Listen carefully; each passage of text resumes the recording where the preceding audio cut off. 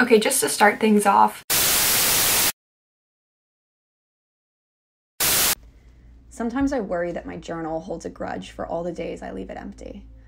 I return to the pages occasionally and fear disappointing the lines with something unimpressive, as if future historians are relying on me to be eloquent in dictating my thoughts, as if I myself will need proof down the line that I was in fact alive, that even as my world crumbled around me, my heart was still beating because my hands were still holding a pen and still writing.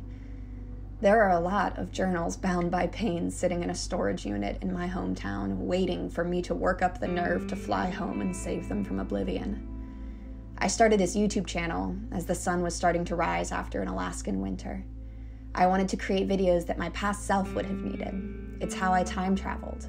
I didn't care how many people ever saw them, if they were loved or forgotten in a moment. I just wanted to throw out a life buoy into the sea in the hopes that whoever needed it most would bump into it.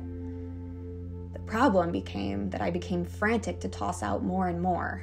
I put the burden on myself of putting out 2 videos a week, talking about things that, at their core, were still a little too hot to touch. I was dwelling on pain that was still a little too close for comfort, and in that, I was crafting an identity made out of the struggles I'd gone through. And don't get me wrong, the battles I've fought do play a role in who I am, but they are hardly the most interesting thing about me. I didn't go into eating disorder full-time treatment just to become recovered. I went to get myself back, and then to give myself to my future self, new and shining with newfound freedom. I think there's a temptation in recovery communities to identify with a diagnosis rather than see it as a tool for better understanding yourself. If we fall in love with the romance of sadness, we will find ourselves crawling to its embrace whenever we are uncertain. And to assume my identity lies primarily in the things that hurt me is to rob myself of the person I have always and always will be.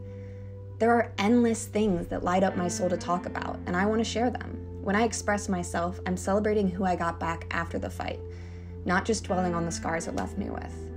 And I don't know what it'll look like, but I'm learning to take the expectations off of myself and revel in simply being me.